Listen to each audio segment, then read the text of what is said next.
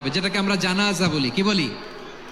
জানাজা মানে মাইয়েতের জন্য দোয়া, তার জন্য দোয়া করা হয়, তাকে একটা সিস্টেমেটিক অর্ডারে কবরে রাখা হয়, সুন্দরভাবে সেটাকে কবরস্থ করা হয়, মাটি দেয়া হয়, পানি দেয়া হয়। তার মানে মরে গেলেও মানুষের সম্মান বাড়ায় দিয়েছে কে? এজন্য আল্লাহ বললেন ওয়ালাকাদ কাররামনা বানি আদম, বনি আদমের সম্মান মর্যাদা আমি আল্লাহ বাড়িয়ে দিয়েছি। মানুষের সম্মানে তুমি কখনো আঘাত করো না, ঠিক কি না? তাহলে ভাই, প্রথম মেসেজ হচ্ছে the first and foremost message tonight to the people of Jessore. আল্লাহ বলেন I have dignified the status of son of Adam. আমি বনি আদম সবার মর্যাদা বাড়িয়ে দিয়েছি, হোক আস্তিক নাস্তিক, হোক কাফের কিংবা মুশরিক, তার মর্যাদা বাড়াই দিছে কে? যখন বন্যা হয় আমরা ত্রাণ নিয়ে যাই, আমরা শুধু মুসলমানদেরকে ত্রাণ দেই নাকি? হ্যাঁ, আমরা মুসলমানকেও দেই, অমুসলমানকেও দেই, হিন্দুকেও দেই, বৌদ্ধকেও দেই। যেখানেই মানবতা বিপন্ন সেখানে ইসলামের হেল্পিং হ্যান্ড আছে না নাই? সুবহানাল্লাহ, কি দিন আমরা পেয়েছি, কি বিধান আমরা পেয়েছি। ওয়ালাকাদ কাররামনা বানি আদম, আমি বনি আদমকে সম্মানিত করেছি। এরপর আল্লাহ বললেন ওয়া হামালনাহুম ফিল বাররি ওয়াল বাহর, মানুষকে স্থলে এবং সমুদ্রে চলাচলের বাহন আমি দিয়েছি। স্থলে কিভাবে চলবে, জলে কিভাবে চলবে, এই বাহনের ব্যবস্থা করেছে কে? এই জেনজি, এই সামড়া, ইরাম করতেছো কিসের জন্য? হ্যাঁ, ইরাম করলে চলবি? হ্যাঁ, বস বস বস বস, আওয়াজ করতেছো কেন? দিবানা, কথা বলতে দিবানা আমাকে? তো এইটা বুঝি তোমাদের ভালোবাসার নমুনা? তোমাদের ভালোবাসার কারণে যদি আমি কোথাও দাঁড়াতেই না পারি, কোথাও বসতে না পারি, কোথাও দুটা কথা বলতে না পারি, এই ভালোবাসা দিয়ে কি হবে আমার? বরং ঘামতে ঘামতে ঘর্মাক্ত হব, রক্তাক্ত হব। কিন্তু সেন্ট্রাল থেকে সেন্ট্রালি যে ইনস্ট্রাকশন আসবে, সেই ইনস্ট্রাকশনের এক চুল আমরা ডানে বায়ে যাব না। এইটা গণজাগরণের জন্য এইটা দরকার, ইসলামী বিপ্লবের জন্য এইটা দরকার। তো আধা ঘন্টা ধরে যদি তোমাদেরকে থামানোই না যায়, এই লস্কর দিয়ে আমি কি করব? আল্লাহর ওয়াস্তে নো নো নো স্লোগান, চুপচাপ একেবারে আমার দিকে তাকাও। আল্লাহ বললেন ওয়া হামালনাহুম ফিল বাররি ওয়াল বাহর, জলে স্থলে আমি চলাচলের যানবাহনের ব্যবস্থা করেছি। আমরা স্থলে ঘোড়ার উপরে চড়ি, ওটের উপরে চড়ি, গাড়ির উপরে চড়ি। এই যে গাড়ির ইঞ্জিন বানাইছি আমরা, এটার মেধা দিয়েছে কে? আবার সাগরের মধ্যে আমরা নৌযান, জলযান, বড় বড় জাহাজ দিয়ে এক মহাদেশ থেকে আরেক মহাদেশ যাই, এক দেশ থেকে মালামাল গুলো আরেক দেশে পাঠাই। সাগরের ভেতরে নৌকাগুলোরে ধরে রাখলো কে? ওয়াল ফুলকিল্লাতী তাজরি ফিল বাহরি বিমা ইয়ানফাউন নাস, মানুষের উপকার আছে এরকম সরঞ্জামাদি নিয়ে সাগরের উপরে বিশাল বিশাল জলযানগুলো চলে। এগুলো ডুবে যায় না, কাত হয়ে যায় না, পড়ে যায় না। এগুলোকে স্থিতিস্থাপকতাকে ঠিক করে রাখলো কে? আপনারা জাহাজ দেখেছেন? জাহাজ, হ্যাঁ, বাড়ি চট্টগ্রাম হইলে দেখতে পারতেন। দেখছেন? বিশাল বিশাল জাহাজ, বিশাল জাহাজ মালামাল নিয়ে এক মহাদেশ থেকে আরেক মহাদেশে যায়। গত মাসে আমার জাপান সফর ছিল। এই যে বাংলাদেশে যে গাড়িগুলো চালান, বেশিরভাগ গাড়ি আসে কিন্তু জাপান থেকে। হাজার হাজার গাড়ি একটা জাহাজ বহন করতে পারে, হাজার হাজার গাড়ি। এটারে সাগরের মধ্যে ভাসাইলো কে? সবাই বলুন, ভাসালো কে? হাজার হাজার গাড়ি নিয়ে জাপানিজ গাড়িগুলো আমাদের চট্টগ্রামের এয়ারপোর্টের বন্দরে ভিড়ে। যুক্তরাষ্ট্রে আমি দেখেছি বিশাল বিশাল জাহাজ। আপনারা টাইটানিক জাহাজের নাম শুনেছেন? টাইটানিকেরও 8 গুণ 10 গুণ বড়। সুবহানাল্লাহ কইবেন না?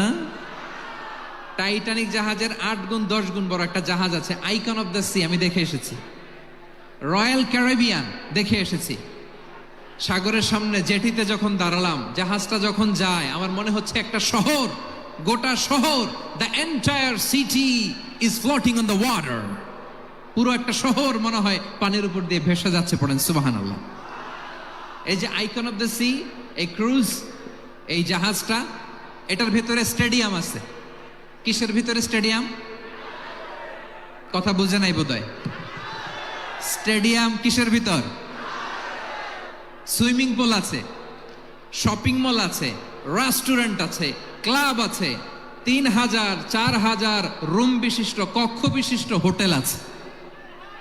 এই সবগুলোর নিয়ে এগুলো চলে সাগরের এই দোলার মধ্যে, জলোচ্ছ্বাসের মধ্যে, এই সাগরের ভেতরে এই জাহাজগুলোর ভাষায় রাখছে কে? সূরাত আর-রহমান আল্লাহ তাআলা বললেন ওয়ালাহুল জাওয়ারিল মুনশাআতু ফিল বাহরি কাল আ'লাম ফাবিআইয়ি আলা, সবাই পড়েন ফাবিআইয়ি আলাই রাব্বিকুমা তুকাযিবান। পাহাড় সম বড় বড় জাহাজগুলো মাল বোঝাই করে সাগরের মধ্যে ভেসে বেড়ায়।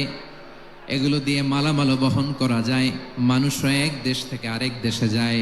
এই জাহাজগুলোরে সাগরের ভেতরে ভাসায় রাখলো কে? এই আয়াতের ভেতরে আল্লাহ তাআলা সূরাত বানী ইসরাঈলের এই চমৎকার আয়াতের ভেতরে আল্লাহ তাআলা বেসিকলি মানব জাতির প্রতি তার 4টি স্পেশাল অনুগ্রহের কথা বলেছেন। কয়টি?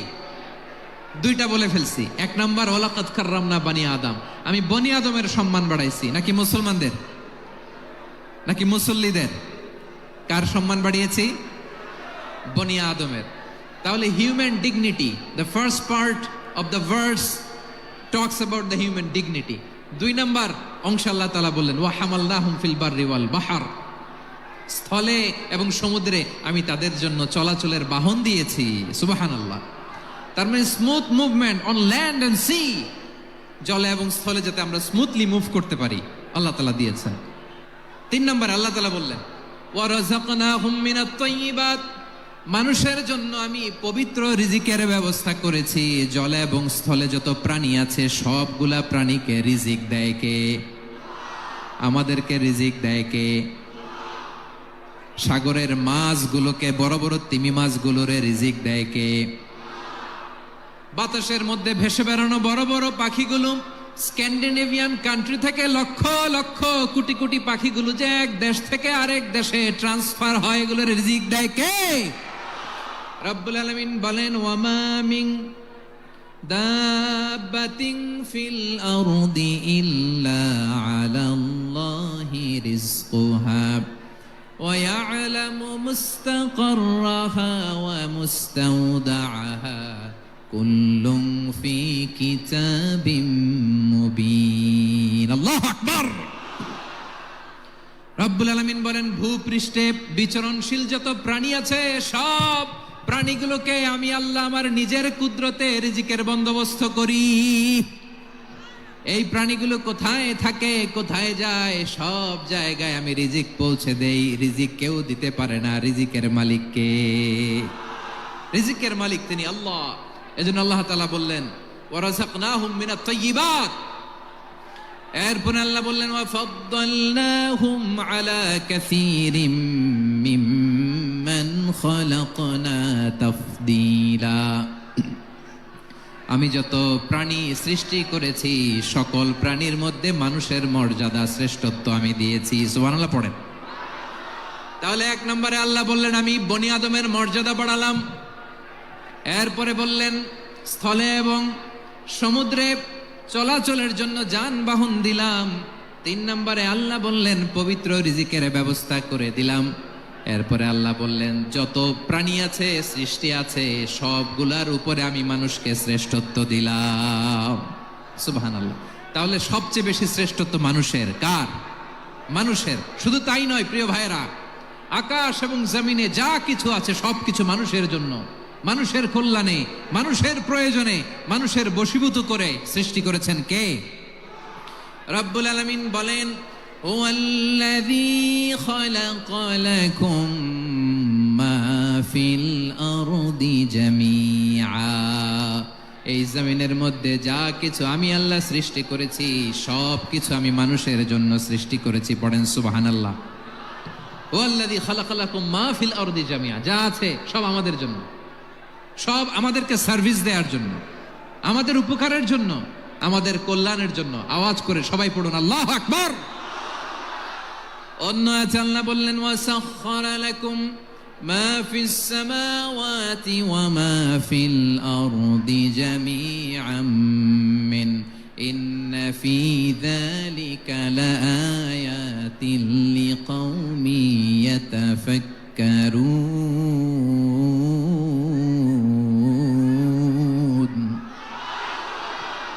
প্রথম আয়াতে আল্লাহ বললেন জমিনে যা আছে সব তোমাদের কল্যাণে আমি সৃষ্টি করলাম। এরপরে আল্লাহ বললেন আকাশেও যা আছে সব তোমাদের জন্য সৃষ্টি করলাম, তোমাদের অনুগত বানায় দিলাম। পড়েন সুবহানাল্লাহ। মানুষের কি ব্রেইন দেখেন, মানুষ জমিন ছেড়ে আকাশে চলে যায়। পাখি দেখে মানুষের শখ হলো পাখি যেহেতু উঠতে পারে আমরাও পারবো। অরবিল রাইট, উইলবার রাইট, দুই ভাই মিলে আঁকাঝোঁকা করতে করতে করতে করতে প্লেন বানায় ফেললো। কোন সুবহানাল্লাহ। এখন পাখিও ওরে, আমরাও ওরি। এরপরেই মানুষের কৌতূহল থামে না এখানে, মানুষ চলে গিয়েছে চাঁদে। কোথায় গেছে? এখন কিন্তু চাঁদে জমি বিক্রি হয় জানেন। পৃথিবী নিয়ে মারামারি শেষ, রাশিয়া আমেরিকা এখন ধরছে চাঁদ আর মঙ্গল গ্রহ। এখন চাঁদে জমি বিক্রি হয়, মঙ্গলে জমি বিক্রি হয়। এই চাঁদ, মঙ্গল, বৃহস্পতি, শনি সব আল্লাহ তাআলা আমাদের জন্য বানিয়েছেন। সুবহানাল্লাহ পড়েন। মানুষ সাগরের উপরে চড়ে, শূন্যে ভেসে বেড়ায়, পাহাড় কেটে সুড়ঙ্গ বানায়, টানেল বানায়। মানুষ ব্রডব্যান্ডের লাইন নিয়ে যায় সাগরের ভেতর দিয়ে, এক দেশ থেকে আরেক দেশে, এক মহাদেশ থেকে আরেক মহাদেশে। সুবহানাল্লাহ পড়েন। তার মানে গোটা বিশ্বের সব কিছুর উপরে control, superiority over all creatures, সব কিছুর উপর কন্ট্রোল, মনিটরিং, নিয়ন্ত্রণ, এটা প্রতিষ্ঠা করে দিয়েছে কে? এজন্যই মানুষের শ্রেষ্ঠত্ব। ওয়ালাকাদ কাররামনা বানি আদম, আমি বনি আদমের সম্মান বাড়িয়েছি, মর্যাদা আমি বাড়িয়ে দিয়েছি এই কারণে, কারণ মানুষ সবকিছুর উপর নিয়ন্ত্রণ নিতে পারে। মানুষকে নিয়ে এই কোরআনের সব আলোচনা, মানুষকে নিয়ে এই কোরআনের সব। তাই কোরআনের কেন্দ্রীয় আলোচ্য বিষয় হচ্ছে মানুষ। কোরআনের কেন্দ্রীয় আলোচ্য বিষয় কি? যশোরের ভাইয়েরা বুঝে থাকলে সবাই বলবেন কোরআনের কেন্দ্রীয় আলোচ্য বিষয় কি? এই যে আমি মূল আলোচনায় যাচ্ছি এখন। কেন মানুষ কোরআনের কেন্দ্রীয় আলোচ্য বিষয়? এই যে ভাইয়েরা, এই যে হাত জোর করে, এই যে Jessore Gen Z, the smart people of Jessore, হাত জোর করে বলতেছে, হাত জোর করে তোদের কাছে আল্লাহর দোহাই লাগে, স্টপ স্টপ। শুরুতে একবার বলেছে জায়গা না হলে আস্তে আস্তে ধাক্কা দিবা, সামনে না পিছনে, দিয়ে দিয়ে বেরোয় চলে যাও। এলইডিতে দেখো, এই যে এই যে আল্লাহর ওয়াস্তে জায়গা না হলে ওদিকে যাও। কোরআনের মাহফিলে বিশৃঙ্খলা, এটা কাফিরদের আলামত। কাফিররা শীষ দিত, শীষ। বিশ্বনবী কোরআনের তাফসির করলে কাফিররা শীষ দিত আর ক্ল্যাপিং করত, হুইসেল এন্ড ক্ল্যাপিং। তো আমরা কি এখানে বিশৃঙ্খলা করতে আসছি?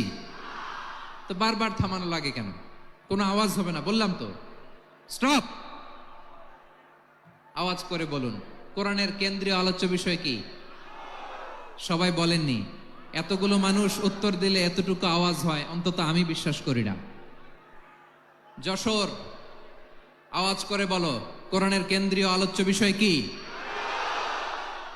মানুষ। এই মানুষ কোরআনের কেন্দ্রীয় আলোচ্য বিষয়। মানুষকে আল্লাহ স্বাধীনতা দিয়েছেন। ফামান শাআ ফালইউমিন ওয়া মান শাআ ফালইয়াকফুর। চাইলে মুমিন হতে পারো, চাইলে কাফের হতে পারো, তোমার ইচ্ছা। তবে জেনে রাখো মুমিন হলে পাবা জান্নাত, কাফির হলে পাবা জাহান্নাম। নাও দ্য ডিসিশন ইজ ইয়ার্স। সিদ্ধান্ত তোমার, জান্নাতে যাবা না জাহান্নামে যাবা। যশোরের ভাইয়ের আওয়াজ করে বলুন কই যেতে চান, জান্নাতে না জাহান্নামে? ডান দিকে না বাম দিকে? ডানপন্থী না বামপন্থী? চিল্লা চিল্লি না চুপচাপ? চুপচাপ কয়ে আবার চিল্লাচিল্লি শুরু করে দিচ্ছে। মাশাআল্লাহ। তাহলে কোরআনের কেন্দ্রীয় আলোচ্য বিষয় মানুষ। আমার সাথে থাকতে হবে, তোমাদেরকে নিয়ে আমি আলোচনা শেষ পর্যন্ত যাব। অনেক গুরুত্বপূর্ণ কথা বাকি আছে, আমাকে সহযোগিতা করতে হবে। মাশাআল্লাহ, এই তো ঠান্ডা হয়েছে। হ্যাঁ ঠিক আছে ঠিক আছে ঠিক আছে। মানুষকে আল্লাহ এত স্বাধীনতা দিয়েছেন, মানুষ চাইলে অনেক ভালো হইতে পারে। ভালোর রাস্তাও খোলা, খারাপ হওয়ার রাস্তাও খোলা। ভালো হইলে মানুষ অনেক ভালো, খারাপ হইলে অনেক খারাপ। ভালো হইলে সবচেয়ে ভালো, খারাপ হইলে সবচেয়ে খারাপ। এজন্য সিদ্ধান্ত আপনাকে নিতে হবে। আল্লাহ তাআলা বলছেন লাকাদ খালাকনাল ইনসান ফি আহসানি তাকওয়িম সুম্মা রাদাদনাহু আসফালা সাফিলিন। আমি মানুষকে অনেক সুন্দর অবয়বে, সুন্দর আকৃতিতে সৃষ্টি করেছি। তার শুধু চেহারার ডিজাইনটাই সুন্দর নয়, তার ব্রেনটা বড্ড সুন্দর, তার মানসিকতা বড্ড সুন্দর, তার সৃজনশীলতা বড্ড সুন্দর। পড়েন সুবহানাল্লাহ। আমাদের চেহারা, অবয়ব, ডিজাইন যে সুন্দর তা না, আমাদের ব্রেনটা অনেক সফিস্টিকেটেড ব্রেন, অনেক সফিস্টিকেটেড। এই 1.5 কেজি ব্রেন ইউজ করে মানুষ গোটা বিশ্ব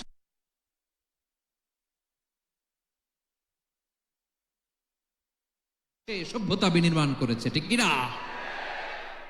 এই ব্রেন আল্লাহ তাআলা আমাকে দিয়েছে। এটারে কাজে লাগালে, আপনার 6 সেন্স কাজে লাগালে আপনি অনন্য মানুষ হয়ে উঠবেন, মহামানবে রূপান্তরিত হবেন। মানুষ হতে পারে, চাইলেই মহামানব হতে পারে। আবার যদি মানুষ চায় খারাপও হতে পারে। আল্লাহ বললেন শুধু ভালোই না, ভালো হতে চাইলে অনেক ভালো তুমি হতে পারো, আবার খারাপ হতে চাইলে অনেক খারাপ তুমি হতে পারো। সুম্মা রাদাদনাহু আসফালা সাফিলিন।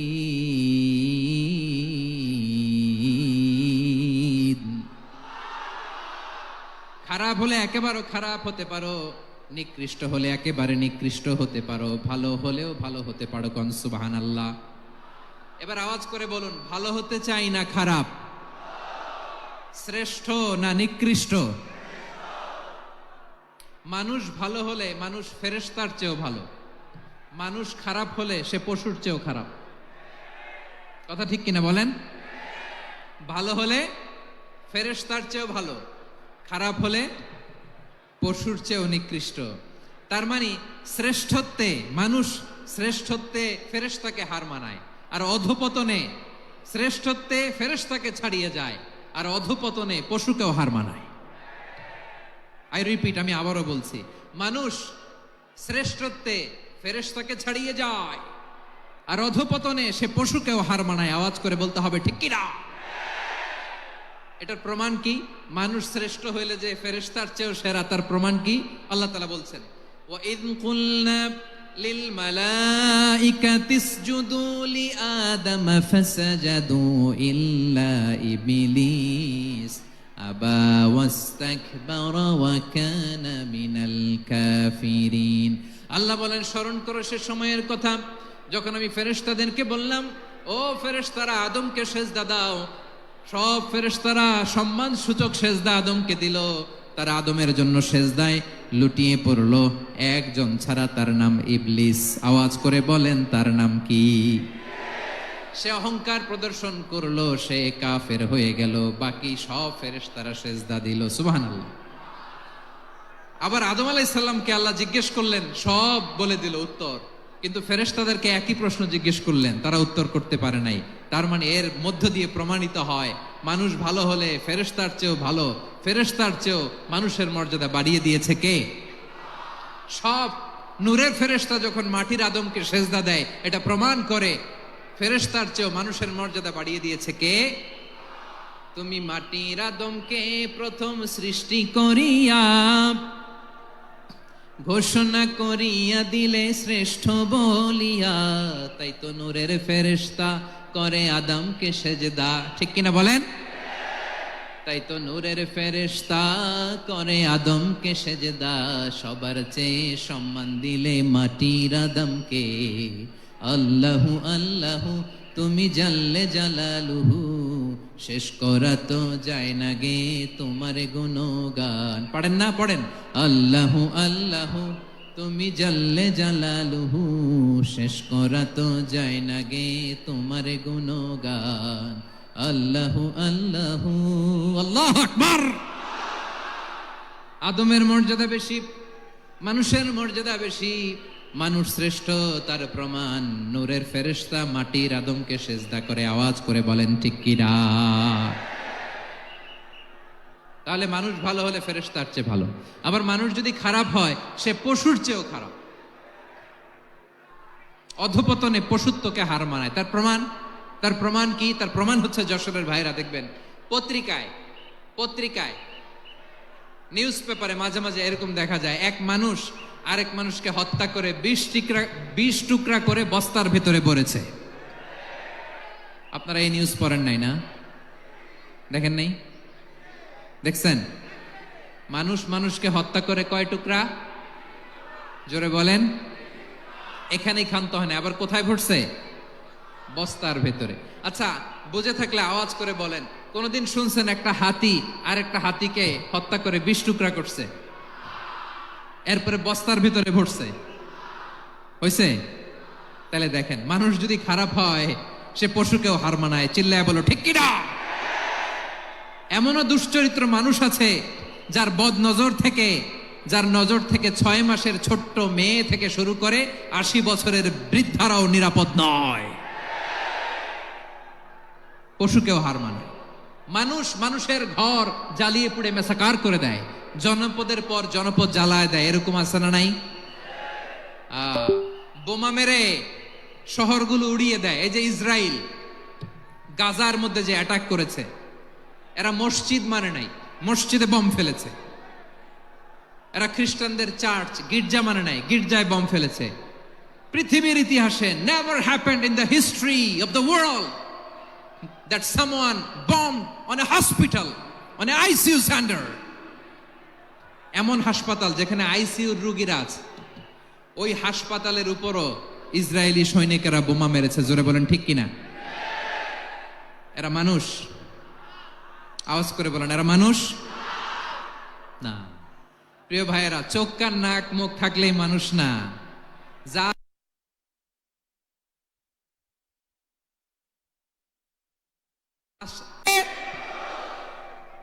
এই দুনিয়া এখন তো আর সেই দুনিয়া নাই, মানুষ নামের মানুষ আছে, দুনিয়া বোঝাই, সেই মানুষের ভিড়ে আমার আসল মানুষ নাই। ঠিক কিনা? আসল মানুষের বড্ড অভাব, আসল মানুষের বড্ড অভাব। আমার ভাইয়েরা, মানুষ খারাপ হলে পশুকেও হার মানায়। আচ্ছা, আওয়াজ করে বলেন, এই যশোরের ছেলেরা দিক তাকাও, আওয়াজ করে বলো, যে ইসরায়েলি সোলজাররা উপর থেকে বোমা মারল, তারাও মানুষ? তারাও কি? ওরাও রক্তে মাংসে মানুষ, ওদেরও পরিবার আছে। বোমা মেরে যেই মেয়েটাকে তারা অনাথ বানায়, ইয়াতিম বানায়, ও কিন্তু বাসায় ওর মেয়েটাকে রেখে আসছে। ঠিক কিনা বলেন? বম্বিং করে যে বাবাকে মেরে, স্বামীকে মেরে স্ত্রীকে বিধবা বানায়, তারও ঘরে স্ত্রী আছে। উপর থেকে বম মেরে মানুষ মেরে দিচ্ছে, তারাও মানুষ। 1945 সালের 6ই আগস্ট আমেরিকান সোলজাররা হিরোশিমায় বম মেরেছে। আমি নিজে দেখে এসেছি জাপানের হিরোশিমাতে। সকাল 8:15 মানুষ কেউ অফিসে যাচ্ছিল, কেউ খেতে খামারে কাজ করতে যাচ্ছিল। লিটল বয় নামে একটা বোম মেরেছে তারা। এই বোমের আঘাতে, পারমাণবিক এই বোমার রেডিয়েশনে আঘাতে বোম ব্লাস্ট হওয়ার পরে মুহূর্তের মধ্যে 1,40,000 নাই। উপর থেকে যারা মারতেছে এরাও মানুষ, যাদেরকে মারলো তারাও। তার মানে মানুষে মানুষে পার্থক্য আছে না? নেই? মানুষে মানুষে পার্থক্য আছে। নাক কান চোখ মুখ থাকলেই মানুষ নয়। বাড়ছে জনসংখ্যা, কমছে মানুষ। চিল্লায় বলো ঠিক কিনা? তাহলে আমরা বুঝলাম, মানুষ ভালো হলে অনেক ভালো, খারাপ হলে অনেক খারাপ। ও আমার কলিজার টুকরা যশোরের ভাইয়েরা, আসুন না 3 দিন ব্যাপী এই তাফসিরুল কোরআনের ঐতিহাসিক প্রোগ্রাম থেকে আমরা সিদ্ধান্ত নেই, আমরা ভালো মানুষ হব নাকি খারাপ মানুষ হব? কলিজা থেকে, প্রাণ থেকে আওয়াজ করে সবাই বলুন, ভালো মানুষ নাকি খারাপ মানুষ? ভালো মানুষ হইতে হবে। ভালো মানুষ যারা জগৎটাকে এনলাইটেন করবে, যারা এনলাইটেন করবে, যারা সত্যের বীর সেনানী হয়ে দাঁড়াবে, যারা সত্যের পক্ষে কথা বলবে, যারা জালিমের মসনদকে ভেঙে খান খান করে দেবে। এরকম হওয়ার দরকার আছে না নাই? এরকম ভালো মানুষ আমরা হতে চাই কি চাই না? মানুষকে যত্ন নিলে মানুষ যে কত ভালো হয় আপনি কল্পনাও করতে পারবেন না। এই যে আপনাদের যশোরে যে ভালো ছেলেগুলো আছে, যে ভালো তরুণগুলো আছে, যে যুবকগুলো আছে, যে ভালো আলেমরা আছে, ভালো নেতারা আছে, সবাই যদি তাদের মতো হতো, পুরো যশোরটা একটা জান্নাতের টুকরা হয়ে যেত। আওয়াজ করে বলেন ঠিক কিনা? মানুষকে নার্চারিং করলে, মানুষকে পলিশ করলে, মানুষকে গ্রুমিং করলে, মানুষকে সঠিক তারবিয়া দিলে মানুষ অনন্য হয়ে ওঠে। প্রতিটি মানুষ অনন্য। আমি অনন্য, আপনি অনন্য, আমরা সবাই অনন্য। সুবহানাল্লাহ বলেন। মানুষকে আল্লাহ তাআলা দিয়েছেন অসীম ক্ষমতা, অসীম ক্ষমতা। সুবহানাল্লাহ। একটা মানুষ পারে না এমন কিছু নাই, একটা মানুষ পারে না এমন কিছু নাই। বিশ্বাস করতে হবে, মানুষ যা কল্পনা করতে পারে ওইটা মানুষ করে দেখাতে পারে। যশোরের ভাইয়ের, আই রিপিট, আমি আবারও বলছি, এই চিল্লাচিল্লি করলে আমার এই গুরুত্বপূর্ণ কথা তোমরা মিস করবা, মিস করবা। কপাল পড়া হয়েও না, আওয়াজ করে কপাল পড়া হবে না। আমার দিকে তাকাও। মানুষ, মানুষ যা কল্পনা করতে পারে সেটা মানুষ করে দেখাতে পারে। তুমি তোমার কল্পনার রাজ্যকে সাজাও, তোমাকে হারাতে পারে এমন কোন শক্তি আল্লাহর জমিনে নাই। তোমার কি শক্তি, কি সম্ভাবনা তুমি জানোই না মিয়া। তুমি এদিকে তাকাও কেন? তোমার রাস্তা তো ওই দূরে। তুমি কোথায় যাবে, আল্লাহ তোমার টেনে কোথায় নিয়ে যাবে তুমি কিছুই জানো না। প্ল্যান বিগ, ড্রিম বিগ, কল্পনার শক্তিকে বড় করো। মানুষ যা কল্পনা করতে পারে মানুষ তা করে দেখাতে পারে। মানুষের কাছে অসাধ্য কিছু নাই, মৃত্যু ছাড়া, এক্সেপ্ট ডেথ। মৃত্যু ছাড়া মানুষ সবকিছুকে জয় করতে পারে। মৃত্যু ছাড়া যে কোনো অসাধ্যকে সাধন করার ক্ষমতা মানুষকে দিয়ে দিয়েছে কে? হারার জন্য তোমার জন্মই হয় নাই, তোমার জন্ম হয়েছে জিতার জন্য, বিজয়ের জন্য তোমার জন্ম। মানুষের শুরুটাই হয় বিজয় দিয়ে। যশোর, আওয়াজ করে বলো, মানুষের শুরু হয় কি দিয়ে? আমরা যখন আমার পিতার পৃষ্ঠদেশে ছিলাম, পিতার পৃষ্ঠদেশ থেকে শুক্রাণু যখন মায়ের গর্ভদেশে যেয়ে পড়ে, কতটা শুক্রাণু ভ্রমণ শুরু করে জানো? 20 কোটি শুক্রাণু। একবার সিমেন আউট হলে সেখানে 20 কোটি শুক্রাণু থাকে, ভ্রমণ শুরু করে। ওই 20 কোটি শুক্রাণুর মধ্যে থেকে তুমি আমি আজকে এক বিকশিত শুক্রাণু মানব রূপে পৃথিবীতে এসেছি। সুবহানাল্লাহ। ওই 20 কোটি শুক্রাণুর প্রতিযোগিতায় সবাইরে পেছনে ফেলে সেদিন আমি সফল হয়েছিলাম, সেদিন আমি বিজয়ী হয়েছিলাম। সেদিন আমি এত ছোট ছিলাম, মাইক্রোস্কোপ দিয়েও আমার অস্তিত্ব পাওয়া যায়। আমি এত তুচ্ছ ছিলাম, নগণ্য ছিলাম, আমার কান ছিল না, আমার চোখ ছিল না, আমার হাত ছিল না, আমার জন্য রিকমেন্ডেশন করার মতো মামু ছিল না, খালা ছিল না, কেউ ছিল না। তারপরেও ওই প্রতিযোগিতায়, ওই কম্পিটিশনে যখন আমারে কেউ হারাতে পারে নাই, আল্লাহর জমিনেও আমারে কেউ হারাতে পারে না। হারার জন্য তোমার জন্মই হয় নাই, তুমি আসছোই জিতার জন্য। সুবহানাল্লাহ। বিশ্বনবী বলেন, আন্নাসু মাআদিন কামাআদিনিয যাহাবি ওয়াল ফিদ্দা খিয়ারুহুম ফিল জাহিলিয়াতি খিয়ারুহুম ফিল ইসলাম। Peoples are like mines of gold and silver. সোনার খনি, রূপার খনি, এর চেয়ে বড় খনি হচ্ছে এই মানব সম্পদের খনি। আওয়াজ করে বলেন আল্লাহু আকবার। আল্লাহ তাআলা এই সম্পদ আমাদেরকে দিয়েছে। বিশ্বনবী বলেন, মানুষ হচ্ছে খনির মতো। খিয়ারুহুম ফিল জাহিলিয়াতি খিয়ারুহুম ফিল ইসলাম। জাহিলি যুগে যারা সেরা, ইসলামেও তারা সেরা। ইদা ফাকহু, যদি তারা বুঝবান হয় তাহলে তাদেরকে সেরা বানায় দিবে কে?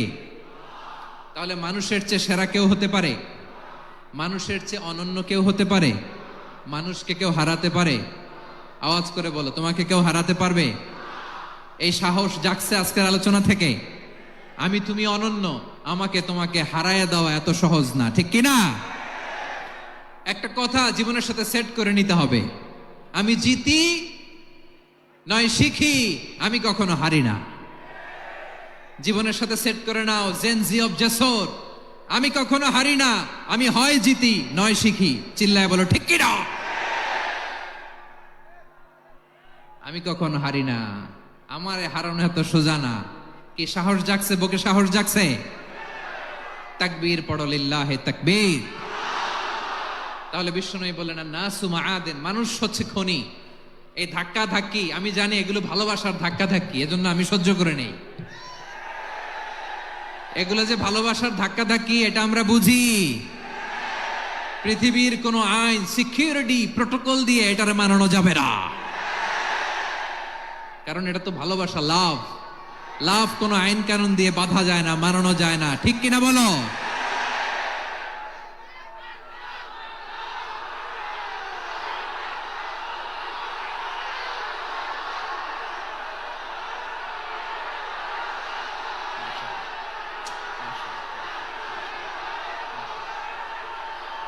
ঠিক আছে, বসুন বসুন বসুন।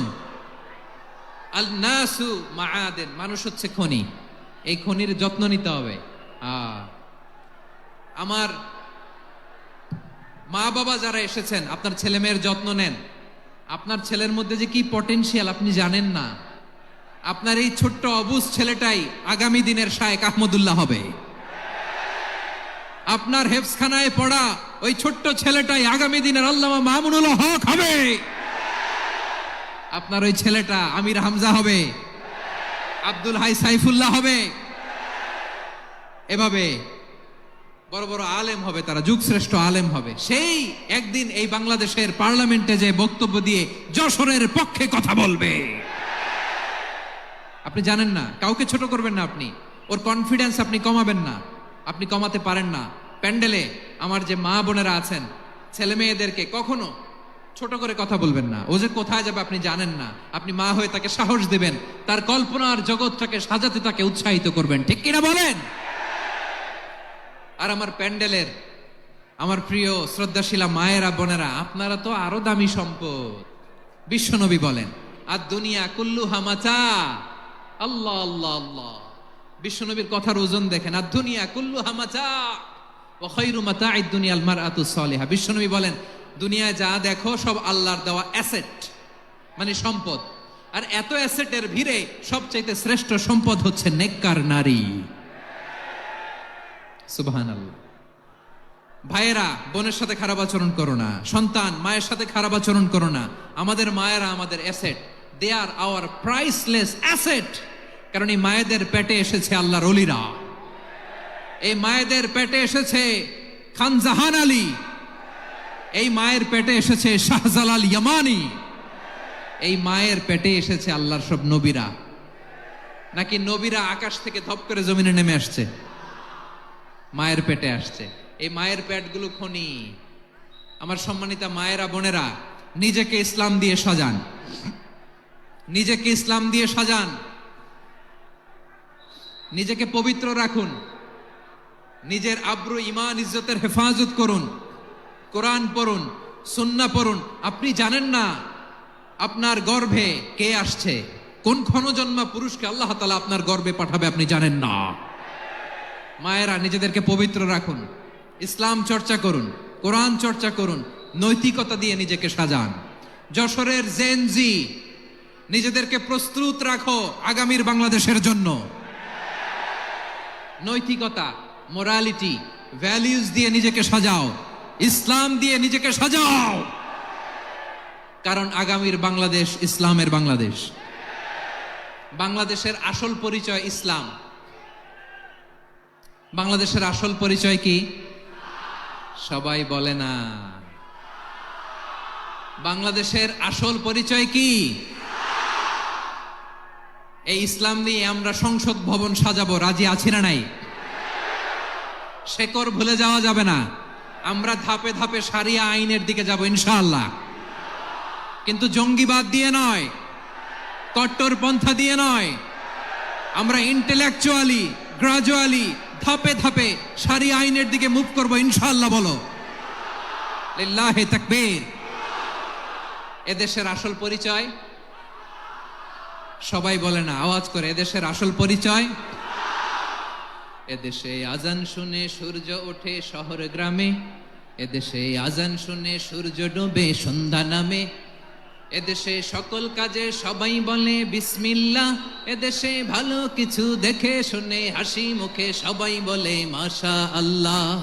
সুবহানাল্লাহ সুবহানাল্লাহ সুবহানাল্লাহ সুবহানাল্লাহ সুবহানাল্লাহ সুবহানাল্লাহ সুবহানাল্লাহ সুবহানাল্লাহ। ও নবীন তরুণ তোমার কিসের এত ভয়, জেনে রেখো বাংলাদেশের আসল পরিচয়। বাংলাদেশের আসল পরিচয় ইসলাম।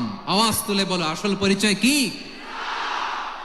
এদেশে পরস্পরে দেখা হলে দেয় সালাম, এদেশে আমজনতার হৃদয় জুড়ে পাক্কালাম, ঠিক কি না? এদেশে বিপদ এলে সর্বজনে সর্বক্ষণে দোয়া পড়ে ইন্না লিল্লাহ সুবহানাল্লাহ সুবহানাল্লাহ সুবহানাল্লাহ সুবহানাল্লাহ।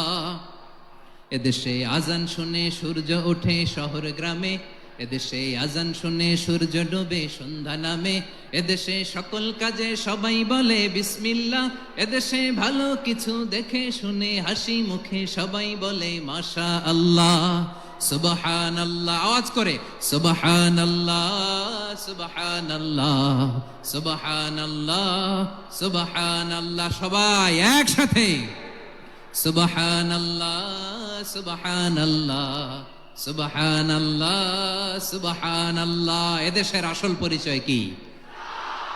আওয়াজ করে বলতে ভয় লাগে। এদেশের আসল পরিচয় কি? ইসলাম দিয়ে আমাদের সংসদ ভবন চলুক, আমরা চাই কি চাই না? বঙ্গভবনে লা ইলাহা ইল্লাল্লাহর পতাকা উড়ুক, আমরা চাই কি চাই না? প্রতিটি জেলা অফিসে, ডিসি অফিসে লা ইলাহার পতাকা ঝুলুক, আমরা চাই কি চাই না? কারা কারা চাই হাত তুলে আল্লাহরে দেখায়।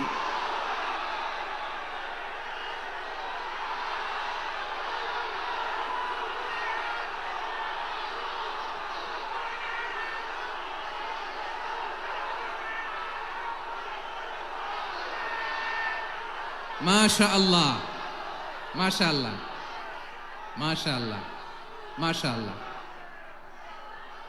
যশোর, আওয়াজ করে বলো, ভালো মানুষ না খারাপ মানুষ? বুঝে বলছো তো? মানুষ ভালো হলে যে কত ভালো। এই মানুষকে যত্ন নিলে, মানুষকে মানুষ বানালে যে সে কি হতে পারে শুনবা? হ্যাঁ, নাকি মোনাজাত দিয়ে দিব? শুনবা? তাহলে থামতে হবে। থামো, আমি যখন বলবো থামো থামো, তাকবীরের সময় দিলে তাকবীর, থামো থামো। মানুষকে যত্ন নিলে, এই এদিকে এদিকে, ড্রোন নামায় ফেল, হয়েছে, ড্রোনের ফুটেজ হয়ে গেছে, এবার ড্রোন নামায় ফেল, আমার দিকে তাকাও। মানুষকে, তোমরা এদিক সেদিক তাকালে তো গুরুত্বপূর্ণ পয়েন্ট মিস হয়ে যাবে। এদিকে এদিকে, হ্যাঁ মাস ঠিক আছে, এদিকে। মানুষকে যত্ন নিলে মানুষের মধ্যে যারা কি পটেনশিয়াল রেখেছে, আমি জাপানের দুইটা উদাহরণ দেই। জাপানের, এই এই এভাবে এভাবে হবে, হয় বসো নয় পেছনে, কথা নাই, কথা তো বলাই যাবে না, হারাম কথা বলা আজকে, একেবারে চুপ। আজকের জন্য হারাম করে দিছে আমি, এই কিছু সময়ের জন্য একেবারে নিষিদ্ধ। জাপানের দুইটা উদাহরণ দেই, খেয়াল করে একটু শুনেন, বুঝবেন। আল্লাহ, 2022 সালে জাপানের সাথে জার্মানির খেলা, ফিফা ওয়ার্ল্ড কাপ 2022। এক পক্ষে জাপান, আরেক পক্ষে কোন দেশ? কথা শুনে নাই। এক পক্ষে কোন দেশ? আরেক পক্ষে? সবাই এক পক্ষে, আরেক পক্ষে। ওই খেলায় জিতেছিল জাপান, জিতেছিল 22 সালের এই ফিফা ওয়ার্ল্ড কাপে জাপান ফুটবল খেলায় জিতে, as a part of their celebration তারা খেলার পরে পুরো স্টেডিয়ামটারে ক্লিন করে, the fan base of Japan, lakh lakh মানুষ খেলা দেখতে যায়, তো এত ডাস্টবিনও তো নাই, তো যারা ডাস্টবিনে জায়গা পায় নাই তারা এই যে চকলেটের প্যাকেট, পানির বোতল, চিপসের প্যাকেট তারা এদিকে সেদিকে রেখে দিয়েছে। জাপানের ভক্তরা, জাপানের ফলোয়াররা, as a part of their celebration তারা খেলার পরে পুরো স্টেডিয়ামের সব ময়লা আবর্জনা ক্লিন করে তারপরে বিদায় নিয়েছে। তাদেরকে কি ক্লিন করার দায়িত্ব দেয়া হয়েছিল? এই যশোর, জাপানের যে ছেলেরা খেলা দেখতে গেছিল ওদেরকে কি ক্লিন করার দায়িত্ব দিছিল? তারা কি স্টেডিয়ামের পরিচ্ছন্নতা কর্মী? তাদের আকল, তাদের সিক্স সেন্স তাদেরকে বলেছে। ছোটবেলা থেকে জাপান গভর্নমেন্ট ওদেরকে এত পরিচ্ছন্নতা শেখায়, ক্লিনলিনেস অ্যাওয়ারনেস ক্যাম্পেইন করায়। ক্লাসে আমি দেখেছি, ক্লাসে নিজের বেঞ্চ নিজে মুছে, ক্লাসের মাঝখানে একটা সময় দেয়, নিজের টেবিল নিজে মুছে, নিজের ক্লাসরুমটা নিজে পরিষ্কার করে, রাস্তাঘাটে একটা ধুলা নাই, ময়লা নাই, একটা টিস্যু নাই।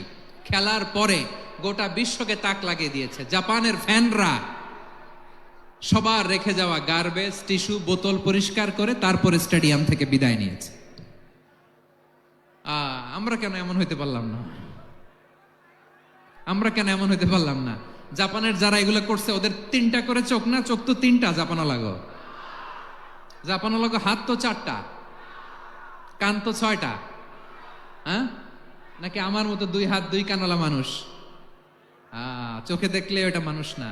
চিন্তা করছেন?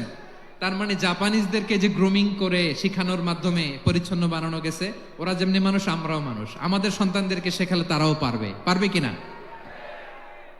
2 নম্বর উদাহরণ বলি। চট্টগ্রাম ফেনীতে যারা গিয়েছেন, মেঘনা গোমতী ব্রিজ প্রকল্প নাম শুনছেন? মেঘনা একটা ব্রিজ পার হওয়া লাগে। এই মেঘনা গোমতী, এখানে 3টা ব্রিজ কাঁচপুর সহ, এই 3টা ব্রিজের নির্মাণ কাজ, রেনোভেশনের কাজ দেয়া হয়েছিল জাপানের একটা কোম্পানিকে। কাকে? জাপানের কোম্পানির নির্মাণ শেষে 738 কোটি টাকা বেঁচে গেছিল, এটা গভর্নমেন্টের হাতে দিয়ে তারা বিদায় নিয়েছে। কত টাকা? 738 কোটি টাকা। যত প্রাক্কলিত ব্যয় নির্ধারণ করা হয়েছে সব টাকা সরকার, তৎকালীন সরকার 2019-এর সরকার, কারা ছিল তো জানেন? এই 2019-এর সরকার তাদেরকে দিয়েছে। তারা রিনোভেশন নির্মাণ শেষে 738 কোটি টাকা অতিরিক্ত বেঁচে গেছিল, এটা আবার গভর্নমেন্টের হাতে বুঝাই দিয়ে তারা বিদায় নিচ্ছে। আমরা কেন এমন হইতে পারলাম না? জাপানের ওরাও মানুষ, আমরাও মানুষ। তার মানে মানুষে মানুষে পার্থক্য আছে না নাই? আচ্ছা, জাপানের 2টা উদাহরণ দিলাম, এবার আমার দেশের 2টা উদাহরণ দিব না? বাংলাদেশের 2টা উদাহরণ দিই। 1 নম্বর উদাহরণ, গত সপ্তাহে আপনারা জানেন কক্সবাজার আমার একটা প্রোগ্রাম ছিল, তো হেলিকপ্টারে গিয়েছিলাম। ফেনী জেলা যখন পার হচ্ছি, আমি দেখলাম 3টা উইন্ডমিল। উইন্ডমিল চিনেন তো? বিশাল পিলার, 3টা 4টা পাখা থাকে। বায়ু বিদ্যুৎ কেন্দ্র, বাংলাদেশের প্রথম বায়ু বিদ্যুৎ কেন্দ্র এটা। মুহুরী প্রজেক্ট বলে এটার, সম্ভবত মুহুরী প্রজেক্ট। তো সাগরের বাতাসের ঝাপটায় এটা ঘুরে এনার্জি হয়, ইলেকট্রিসিটি উৎপাদন হয়। তো আমি পাইলটকে বললাম, ভাই এগুলো থেকে কেমন ইলেকট্রিসিটি উৎপাদন হয়? কয়, হুজুর একটু হয় না, কিছুই হয় না। কিছুই হয় না মানে? বলে, হুজুর বাংলাদেশে যত উইন্ডমিল আছে এটার পাখা একটাও ঘুরে না।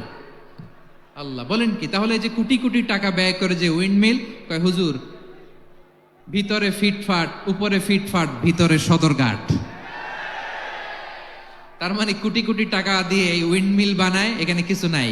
দুর্নীতির আড্ডাখানা, আখড়াখানা বাংলাদেশ, ঠিক কিনা বলেন? আয়রে, জাপানিজরাও মানুষ, আমরাও মানুষ। আমার এক নিকটাত্মীয় সরকারি চাকরিজীবী, উনি আমাকে বললেন, বাংলাদেশের আরেকটা উদাহরণ দেই। উনি আমাকে বললেন যে প্রতি বছর আমাদের অফিসের ফার্নিচার চেঞ্জ করে। আমি বললাম, প্রতি বছর ফার্নিচার চেঞ্জ করে কেন? বলে যে ফার্নিচার নতুন পারচেজ করলেই তো এখানে টাকা, নতুন কিনতে পারলেই টাকা, নতুন উন্নয়নের সবক শোনাতে পারলেই টাকা। প্রথম আলোর রিপোর্ট। কি আলো? প্রথম আলোর রিপোর্ট। গত 15 বছরে উন্নয়নের নামে লুটপাট হয়েছে প্রায় 3.25 লাখ কোটি টাকা। কার রিপোর্ট? আমাদের বানানো কথা। প্রথম আলোর রিপোর্ট। গত 15 বছরে কারা ছিল জানেন তো? হ্যাঁ, শুধু ওনাদেরকেই দোষ দিয়ে লাভ নাই। স্বাধীনতার পর থেকে শুধু শাসকের হাত বদল হয়েছে, আমরা কিছু পাই নাই, ঠিক কিনা বলেন? শুধু ওনাদের দোষ দিয়ে কি লাভ? একদল খাইছে, আরেক দল খাওয়ার জন্য রেডি হয়ে আছে। আমরা এরকম চাই না। আমরা চাই স্বাধীন সার্বভৌম বাংলাদেশ। আমরা চাই দুর্নীতিমুক্ত বাংলাদেশ। আমি নিউজটা যে কতবার বললাম, এটা কি সম্ভব? 3.25 লাখ কোটি টাকা লুটপাট, মানে লুটপাট করতে করতে এদেশের জনগণকে ফুটপাতে বসায় দিচ্ছে। প্রিয় ভাইয়েরা, জাপানের মানুষও মানুষ, আমরাও মানুষ। সিদ্ধান্ত আপনার, কোন মানুষ হবেন, ভালো মানুষ না খারাপ মানুষ? আজকের আলোচনার বিষয় হচ্ছে মানব সম্পদের উন্নয়ন, human resource development. It's a process to increase the capacity of knowledge, skill, capacity of the people of a country. একটা দেশের মানুষের জ্ঞান, তাদের দক্ষতা কি করে বাড়ানো যায়, বাড়িয়ে দেশের উন্নয়ন করানো যায়, এটাই হচ্ছে মানব সম্পদ উন্নয়নের মূল কথা। তাহলে মানব সম্পদ হচ্ছে একটা দেশের সবচাইতে শক্তিশালী পুঁজি। প্রাকৃতিক সম্পদ, খনিজ সম্পদের চেয়েও দামি হচ্ছে মানব সম্পদ। আমার প্রিয় যশোর, প্রাকৃতিক সম্পদ, খনিজ সম্পদের চেয়ে দামি সম্পদ কি সম্পদ? আল্লাহ তাআলা দয়া করে আমাদেরকে এই মানব সম্পদ দিয়েছেন। আসুন আমাদের এই মানুষগুলোকে আমরা সোনার মানুষ বানাই। রাজি আছেন তো সবাই? রাজি আছেন? মানুষ পারে না এমন কোনো কিছু নাই, চাইলে সব পারে। এজন্য মানুষকে তারবিয়া দিতে হবে, যথাযথভাবে তাদেরকে গড়তে হবে। আসুন আমরা সিরাতের আয়নায় বিশ্বনবীর জীবনী থেকে দেখি তিনি কিভাবে হিউম্যান রিসোর্সকে ম্যানেজ করতেন। যদি আপনাদের সময় হয় দু একটা উদাহরণ দিয়ে আজকে আমি আমার আলোচনার বিদায় নিব। হবে? সময় হবে কয়েক মিনিট? হ্যাঁ, শান্ত থাকবেন তো? শান্ত থাকবা? হ্যাঁ, ঠিক আছে। এই ধাক্কার মধ্যে ঢুকছে, এবার মজা বুঝতেছো তো? হ্যাঁ, মানা করছিলাম না? ঠিক আছে, টের পাও। হ্যাঁ, ঠিক আছে। যে আওয়াজ করবে আমি ওকে দেখতেছি, কে কে আওয়াজ করে দেখতেছি। শেষ কথা, শেষের দিকে চলে আসছি। বিষ্ণু ইসলাম কিভাবে হিউম্যান রিসোর্সকে ম্যানেজ করতেন, মজার কথা আছে কয়েকটা, বলে বিদায় নিব। বিশ্বনবী কিভাবে এই মানব সম্পদকে ম্যানেজ করতেন। বিশ্বনবী he was a very good talent hunter, চৌকস ট্যালেন্ট হান্টার ছিল। কার মধ্যে কি ট্যালেন্ট আছে দেখলেই বুঝে ফেলতেন। সুবহানাল্লাহ পড়বেন না? কি নবী আমরা পেয়েছি! He was a very good talent hunter. আমার নবী তিনি চৌকস ট্যালেন্ট হান্টার ছিলেন। কার মধ্যে কি প্রতিভা বের করতেন, ওই প্রতিভাকে ইসলামের কল্যাণে কাজে লাগাতেন। সুবহানাল্লাহ বলেন। যাকে যেই জায়গায় সেট করলে ভালো হবে তাকে ওই জায়গায় সেট করতেন। কয়েকজন সাহাবীর জীবনী শোনাই। আবু মাহজুরা রাদিয়াল্লাহু তাআলা আনহু, মক্কার মুয়াজ্জিন, আগে ছিল মুশরিক, পরে হয়েছে মুমিন। উনি কিভাবে মুমিন হইলেন এই ঘটনাটা একটু আপনাদের শোনাতে চাই। তো আপনাদের তো সময় নাই হাতে। হ্যাঁ, সময় আছে? এই যে এই জেনজি শেষ করে দিল আজকের প্রোগ্রামটা। 1 ঘন্টা ধাক্কা ধাক্কি করে কেমনে দাঁড়ায় আছে আমি বুঝলাম না।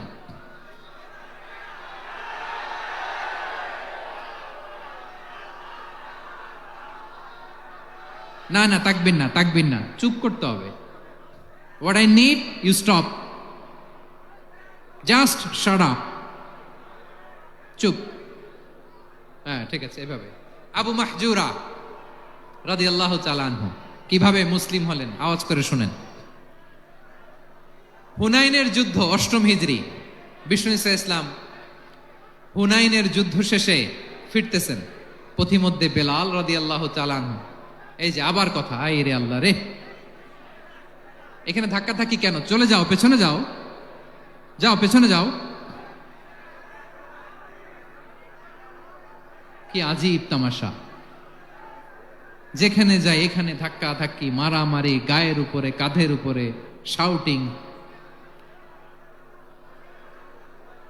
অনেক গুরুত্বপূর্ণ কথা পয়েন্ট করে নিয়ে আসে যে বলবো, এই শাউট করার কারণে প্রোগ্রামটাই নষ্ট করে দেয়। আসছে আমার ভালোবাসা দেখাইতে, প্রোগ্রামটাই শেষ করে দিয়ে চলে যায়। স্টপ, আবার কথা বল, স্টপ। হুনাইনের যুদ্ধে 8ম হিজরি। কত হিজরি? সবাই বলেন না একটু, কত হিজরি? 8ম হিজরিতে হুনাইনের যুদ্ধে রাসূল সাল্লাল্লাহু আলাইহি ওয়াসাল্লাম ফিরে আসতেছেন মদিনায়। পথিমধ্যে বেলাল রাদিয়াল্লাহু তাআলা আনহু আজান দিচ্ছেন। কি দিচ্ছেন? তো পাশে ছিল মুশরিকদের একটা পল্লী, কিছু মুশরিক তরুণ, কিছু অমুসলিম কিশোর, তারা আজানকে ব্যঙ্গ করতেছে। আমাদের বাংলায় মুখ ভেঙ্গানো বলে আর কি। বেলাল রাদিয়াল্লাহু তাআলা আনহু আজান দিচ্ছেন, ওই বাচ্চাগুলো মুশরিক, তো ওরা আজানকে ব্যঙ্গ করতেছে, বিকৃতি করে ওরাও আজান দিচ্ছে। উদ্দেশ্য হচ্ছে আজানকে নিয়ে ঠাট্টা করা। উদ্দেশ্য কি? ঠাট্টা করা। ব্যাপারটা মনে কষ্ট পাওয়ার মতো ব্যাপার না? কিন্তু বিশ্বনবী ওইখানে দেখেন কি খুঁজলেন। বিশ্বনবী খেয়াল করলেন অমুসলিম কিশোরদের মধ্য থেকে একটা কিশোরের গলাটা বড় দরাজ গলা, কণ্ঠটা বড় সুন্দর। খেয়াল করে দেখলেন যে কিছু কিশোর বেলালের আজানকে ব্যঙ্গ করে, বিকৃতি করে, কিন্তু একজনের কণ্ঠ দেখতে পাচ্ছেন না এত দূরে, কিন্তু কণ্ঠটা বড় সুন্দর, দরাজ গলা। বিশ্বনবী সাহাবীদেরকে বললেন ধরো, এগুলারে ধরো। সবগুলারে ধরে বিশ্বনবীর সামনে আনা হলো। ওরা হাঁটু গেড়ে বসলো। বিশ্বনবী বললেন, তোমাদের মধ্যে কে যেন ব্যঙ্গ করে আজান দিচ্ছিল, তার গলাটা বড় উঁচু, গলার বেসটা বড় মজবুত, মেলোডিয়াস, সুমধুর কণ্ঠ, কে? আবু মাহজুরা বলে, আমার বন্ধুরা সবাই আমার দিকে আঙ্গুল দেখায়, আমি পড়ে গেছি বিপদে। রাসূল সাল্লাল্লাহু আলাইহি ওয়াসাল্লাম বাকি অমুসলিম তরুণদেরকে ছেড়ে দিলেন, বললেন তোমরা যাও। এবার আবু মাহজুরারে পাইছে। আবু মাহজুরার চুলের মধ্যে হাত দিলেন বিশ্বনবী, মাথায় হাত দিয়ে বললেন, এবার আজান দাও দেখি। আবু মাহজুরা বলে, আমি তো আজান দিতে জানি না, কারণ আমি তো বেলালেরটা শুইনা দিছি, আমার তো মুখস্থ নাই, আমি তো আজান দিতে জানি না। বিশ্বনবী বললেন, জানো না? তাহলে আসো, আমি তোমারে শিখাই দেই। সুবহানাল্লাহ পড়েন। আবু মাহজুরা হাঁটু গেড়ে বসে, বিশ্বনবীর মোবারক হাত আবু মাহজুরার চুলের মধ্যে। বিশ্বনবী আজানের মুআল্লিম আবু মাহজুরাকে বলতেছে, ঠিক আছে তোমারে শিখাই দিচ্ছি, আমি যা যা বলবো আমার সাথে সাথে বলো, পারবা? আবু মাহজুরা বলে, পারবো। বিশ্বনবী আজান দিচ্ছেন মাথায় হাত দিয়ে, আল্লাহু আকবার,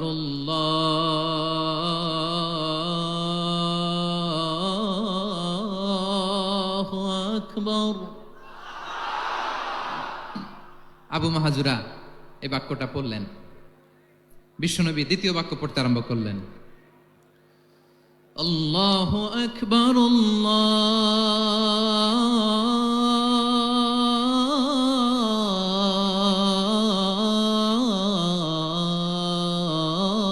আল্লাহু আকবার। আবু মাহজুরা এই বাক্যটাও বললেন। বিশ্বনবী আবু মাহজুরার মাথার মধ্যে হাত দিয়ে তৃতীয় বাক্য পড়লেন, আশহাদু আল্লা ইলাহা ইল্লাল্লাহ,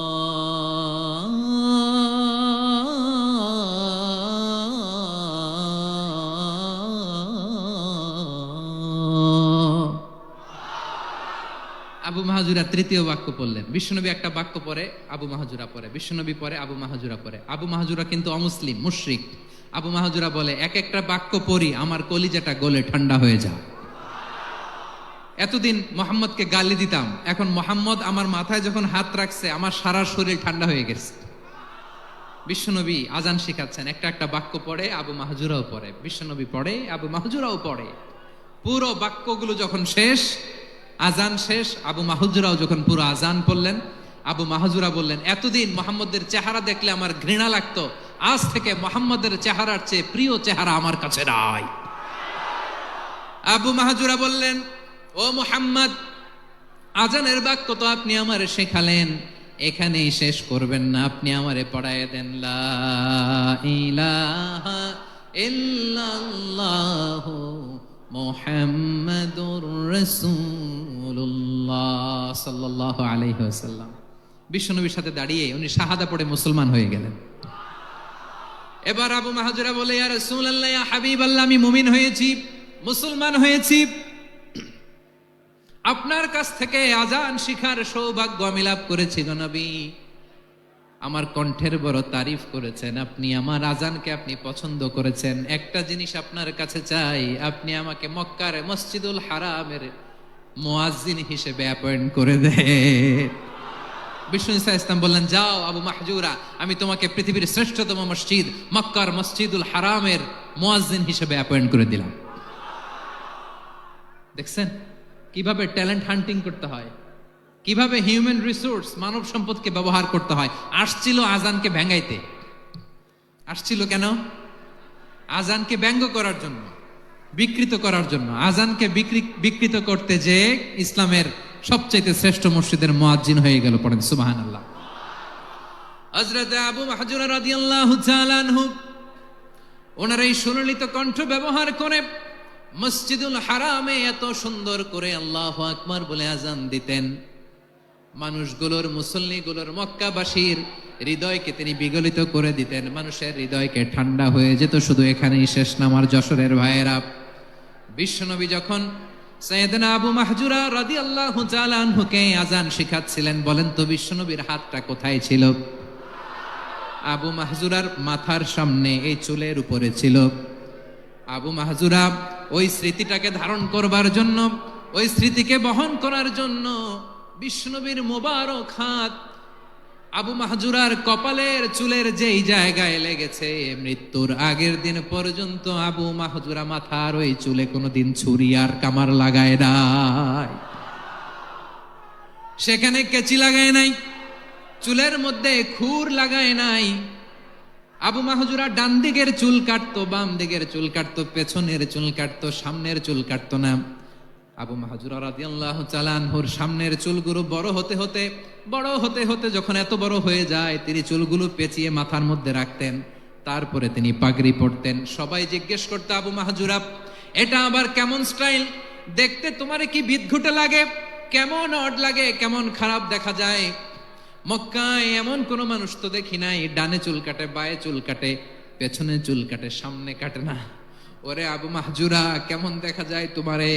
তুমি সামনের চুল কাটো না কেন? আবু মাহজুরা বলে, আমি হাঁটু গেড়ে পেয়ারা নবীর সামনে বসেছিলাম, আমার এই মাথার চুলের মধ্যে মুবারক হাত লাগিয়ে বিশ্বনবী নিজে আমাকে আজানের প্রতিটা বাক্য শিক্ষা দিয়েছেন। বিশ্বনবীর মোবারক হাত, পবিত্র হাত আমার মাথার চুলের যেই জায়গায় লেগেছে, আমি চাই ওই চুলগুলা নিয়ে আমি আমার কবরের ভিতরে যাব। সাইয়েদনা আবু মাহজুরা রাদিয়াল্লাহু তাআলা আনহু ইন্তেকালের আগের পর্যন্ত মাথার সামনের চুলগুলা কাটে নাই। মাথার সামনের চুল তিনি কাটেন নাই। সুবহানাল্লাহ বিহামদি। কেমন ভালোবাসতেন বিশ্বনবী সাহাবীদেরকে, সাহাবারা কেমন ভালোবাসতেন বিশ্বনবীকে। সামনের চুলগুলো বড় হতে হতে এত বড় ছিল, পেঁচিয়ে রেখে পাগড়ি পরতেন, কাটতেন না। নবীর হাত লেগেছিল, সুবহানাল্লাহ পড়েন। তাহলে what is the lesson? Moral of the story কি? মোরাল অফ দ্য স্টোরি হচ্ছে, আসছিল আজানকে ব্যঙ্গ করার জন্য, বিকৃত করার জন্য, হয়ে গেল মসজিদুল হারামের মুয়াজ্জিন। দেখেন বিশ্বনবী একটা খারাপ সিচুয়েশনের মধ্যে থেকে কি ভালো জিনিস বের করে আনলেন। আমি যে শুরুতে বলেছি কিভাবে তিনি হিউম্যান রিসোর্সকে ডেভেলপ করেছেন, ম্যানেজ করেছেন। তিনি যে চৌকস ট্যালেন্ট হান্টার ছিল, দেখেন সবার মধ্যে থেকে এরে বাছাই করে মুয়াজ্জিন বানাই দিয়েছেন। সুবহানাল্লাহ পড়েন। তার মানে এই না সবাইরে ধরে ধরে উনি মুয়াজ্জিন বানাইছেন। যার যেই ট্যালেন্ট আছে তাকে ওই কাজে অ্যাসাইন করেছেন। যার যেই প্রতিভা আছে তার প্রতিভাকে ইসলামের কাজে লাগিয়েছেন। সুবহানাল্লাহ পড়েন। যায়েদ বিন সাবিত রাদিয়াল্লাহু তাআলা আনহু নাম শুনেছেন? যশোর কথা বেরোয় না। যদি জিজ্ঞাসা সালমান খানের নাম শুনছেন, সবাই হাত তুলবে, জি হুজুর শুনছি, মানে সব দেখা শেষ। সালমান খান, আমির খান, অমুক খান, সব খান মুখস্থ, কিন্তু যায়েদ বিন সাবিতের নাম মুখস্থ নাই মুসলমানদের। যে সাহাবী মাথার সামনের চুল কাটে নাই, মসজিদুল হারামের মুয়াজ্জিন বানাইছেন বিশ্বনবী, সাহাবীর নাম কি? খায়া ফেলাইছে, স্লোগানের সাথে খায়া ফেলাইছে। আবু মাহজুরা। কি নাম? আবু মাহজুরা আল জুমাহি রাদিয়াল্লাহু তাআলা আনহু। এই নামটা আজকে নিয়ে যাইতে হবে যশোর। আবু মাহজুরা রাদিয়াল্লাহু তাআলা আনহু। দুই নম্বরে বলছিলাম যায়েদ বিন সাবিত রাদিয়াল্লাহু তাআলা আনহু। বিশ্বনবী দেখলেন মদিনার এই আনসারী সাহাবী হাইলি ট্যালেন্টেড, ইন্টেলেকচুয়াল, মেরিটোরিয়াস, জ্ঞানের প্রতি তার আকর্ষণ, মারাত্মক আকর্ষণ। বিশ্বনবী তাকে দায়িত্ব দিলেন, কোরআন যা নাজিল হয় তুমি লিখো, কাতিবুল ওয়াহি বানায় দিলেন। সুবহানাল্লাহ। যায়েদ বিন সাবিতরে আবার আজান শিখান নাই, কারণ তার মধ্যে বিশ্বনবী প্রতিভা দেখেছেন, একাডেমিক প্রতিভা। বিশ্বনবীর একাডেমিক প্রজেক্টগুলো তিনি হ্যান্ডেল করতেন। যায়েদ বিন সাবিত ছিল বিশ্বনবীর ব্যক্তিগত সচিব। কি ছিল? ব্যক্তিগত সচিব। বোঝেন নাই? বিশ্বনবীর ব্যক্তিগত সচিব এবং দোভাষী। ইহুদিরা কিছু লিখে দিলে এটার অর্থ বিশ্বনবীরে বুঝায় দিতেন, আবার ইহুদিদের কাছে কিছু লিখতে হলে তিনি লিখে দিতেন। বিশ্বনবী একদিন বললেন, ইন্নী ওয়াল্লাহি মা আমানু ইয়াহুদা আলা কিতাব। ইহুদিরা যে চিঠি পাঠায় অর্থ তো বুঝি না, আরেক ইহুদি আইনে অর্থ করা লাগে। আবার ইহুদিদের কাছে কিছু লিখে পাঠাইতে চাইলে আমরা তো লিখতে পারি না, ইহুদিরে দিয়ে লেখা লাগে। ওরা যে পয়রা শোনায় লিখে দেয়, আমি ওদের বিশ্বাস করি না, আমার নিজের একজন লোক দরকার। বিশ্বনবী এই যায়েদ বিন সাবিতকে চুজ করলেন ল্যাঙ্গুয়েজের জন্য। উনি বললেন, যায়েদ তোমার সফট স্কিলকে ডেভেলপ করতে হবে, তুমি হিব্রু ল্যাঙ্গুয়েজ শিখে ফেলো। যায়েদ বিন সাবিত বলল, বিশ্বনবীর মোটিভেশন আর ইন্সপিরেশন পেয়ে আমি 15 দিনে ইহুদিদের এই হিব্রু ল্যাঙ্গুয়েজ শিখে ফেললাম। শুধু শিখে ফেললাম না, হাত্তা হাদিকতু, even I became master in the language, এই ভাষা আমি পারদর্শী হয়ে গেলাম। এরপরে ইহুদিরা চিঠি লিখে পাঠালে আর কোনো ইহুদি ডাকা লাগতো না, আমি নবীর এটার অর্থ শুনে পরে বুঝাই দিতাম। আবার ইহুদিদের কাছে চিঠি লেখা লাগলে আমি যায়েদ বিন সাবেত চিঠি লিখে দিতাম। সুবহানাল্লাহ। দেখেন, এত সাহাবীর মধ্য থেকে বিশ্বনবীর একাডেমিক প্রজেক্ট, ব্যক্তিগত সচিব, দোভাষী হিসেবে তিনি যায়েদ বিন সাবেতের মতো তরুণকে নির্বাচিত করেছেন। কেমন ট্যালেন্ট হান্টার ছিল আমার নবী! সুবহানাল্লাহ পড়বেন না? বিশ্বনবীর ইন্তেকালের পরে সাইয়েদনা আবু বকর রাদিয়াল্লাহু তাআলা আনহু যখন খলিফা হয়ে আসলেন, কোরআনকে সংকলনের দায়িত্ব দেয়া লাগবে, কোন সাহাবীকে দিবেন? সব সাহাবারা মিলে পরামর্শ করলেন। সাইয়েদনা আবু বকর, ওমর সবাই মিলে এই বিশাল কোরআন সংকলনের গুরু দায়িত্ব বিশ্বনবীর ব্যক্তিগত সচিব, বিশ্বনবীর দোভাষী, বিশ্বনবীর সিলেক্ট করাই লোক যায়েদ ইবনে সাবেত রাদিয়াল্লাহু তাআলা আনহুকে দিয়েছে।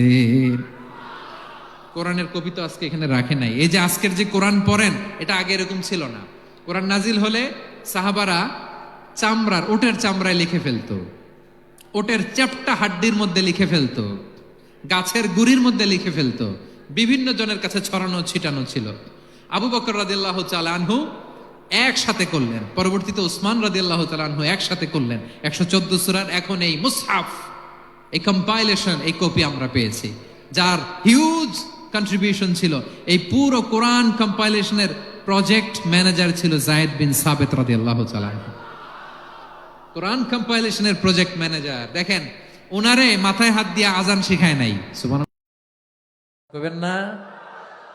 তাহলে প্রথম সাহাবী আবু মাহজুরাকে মুয়াজ্জিন বানাইলেন, যায়েদ বিন সাবেতকে ব্যক্তিগত সচিব আর দোভাষী বানালেন, মুসআব ইবনে উমাইর রাদিয়াল্লাহু তাআলা আনহুকে ইসলামের প্রথম অ্যাম্বাসেডর বানালেন। তাহলে তৃতীয় নাম্বার একজন সাহাবীর নাম বলছি, মুসআব ইবনে উমাইর। মুসআব কি নাম? নামটা কেমন লাগে? এই কয়েকজনের ভাল লাগে, বাকিদের ভাল লাগে না? ভাল লাগে? এই এই আর কয়েকটা মিনিট দেওয়া যাবে না আমাকে আল্লাহর রাস্তে?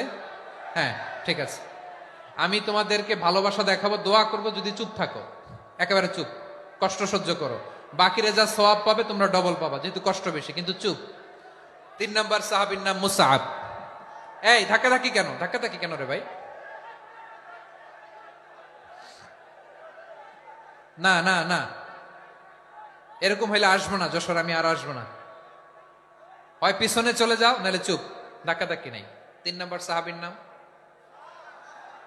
মুসআব। কি নাম?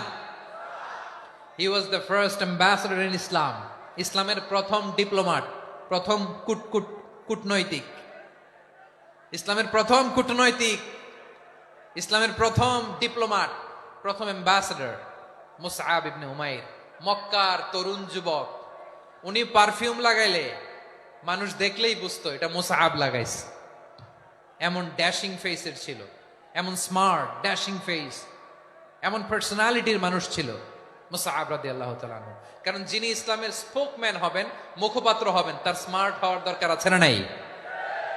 আকাবার প্রথম শপথ যখন হলো, তাদের সাথে বিষ্ণু ইসা ইসলাম মদিনাতে একজন মুখপাত্র পাঠালেন, ডিপ্লোমাটকে পাঠালেন, অ্যাম্বাসেডর অফ ইসলাম, তিনি হচ্ছেন মুসআব ইবনে উমাইর। পড়েন সুবহানাল্লাহ।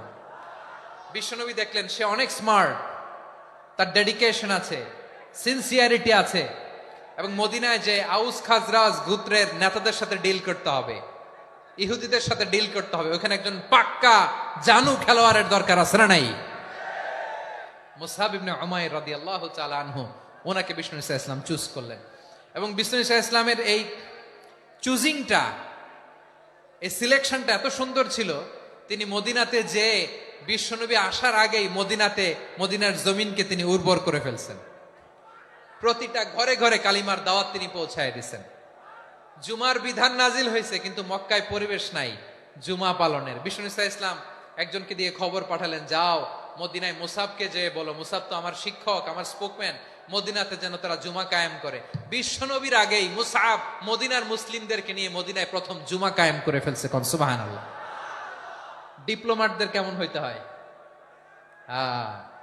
অ্যাম্বাসেডার কেমন হইতে হয় মুসআব রাদিয়াল্লাহু তাআলা আনহুর কাছ থেকে শিখে নাও। মুসআব নামটা কেমন লাগে? যশোর যাদের সন্তান হবে, ছেলে সন্তান, আমার রাস্তায় পাইলি সবাই জিজ্ঞেস করে হুজুর একটা নাম দেন, আমার ছেলে হবে। যশোরবাসীর জন্য আমি একটা নাম দিয়ে দিলাম, নাম রাখতে হবে মুসআব। কি নাম? নামটা যাদের ভাল লাগে, ছেলে সন্তান অনাগত আসবে, মনে চাইলে নাম রেখে দিবেন মুসআব রাদিয়াল্লাহু তাআলা আনহুর নামে মুসআব। তাহলে মুসআব রাদিয়াল্লাহু তাআলা আনহুকে বিশ্বনবী ল্যাঙ্গুয়েজ শিখান নাই, সফট স্কিল শিখান নাই। যায়েদ রাদিয়াল্লাহু তিনি হিব্রু ল্যাঙ্গুয়েজ শিখেছেন, সুরিয়ানি শিখেছেন, কিন্তু মুসআবকে তিনি বানিয়েছেন the spokesman of Islam, the first diplomat, the ambassador of Islam. সুবহানাল্লাহ পড়বেন না?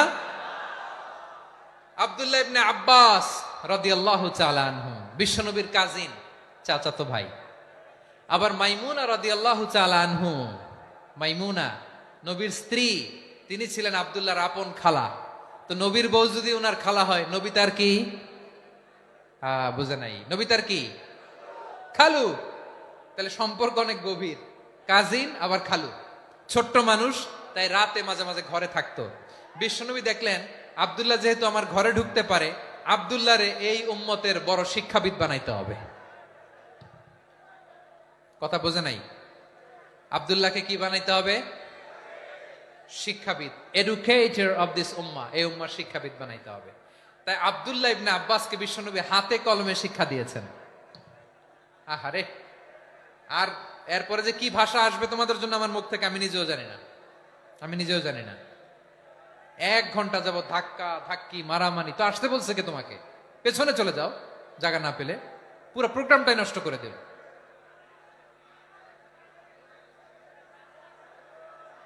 জি, আমার দিকে তাকান, আমি শেষ করে দিচ্ছি। হবে না, ইন্টেলেকচুয়াল আলোচনা এখানে হবে না, আমি বুঝতে পারছি, আমি শেষ করে দিচ্ছি।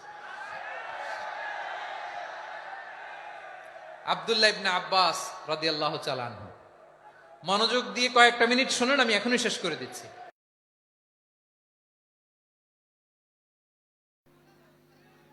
এগুলো কি আমি বুঝলাম না। আমি বললাম না সব করা যাবে, বসে যাও, শুয়ে যাও, চলে যাও, আওয়াজ করা যাবে না। অন্যকে বসো এটাও বলার দরকার নাই, জাস্ট এদিকে তাকাও। আল্লাহ। আব্দুল্লাহ ইবনে আব্বাস রাদিয়াল্লাহু তাআলা আনহু, ওনাকে বিশ্বনবী হাতে কলমে শিক্ষা দিয়েছেন, যেহেতু উম্মতের শিক্ষাবিদ হবেন, এডুকেটর হবেন। তো বিশ্বনবী রাতে যখন তাহাজ্জুদ পড়তেন, ছোট্ট আব্দুল্লাহ ঘরে থাকতো। বুঝতে পেরেছেন? ছোট্ট মানুষ তো ঘরে থাকতো।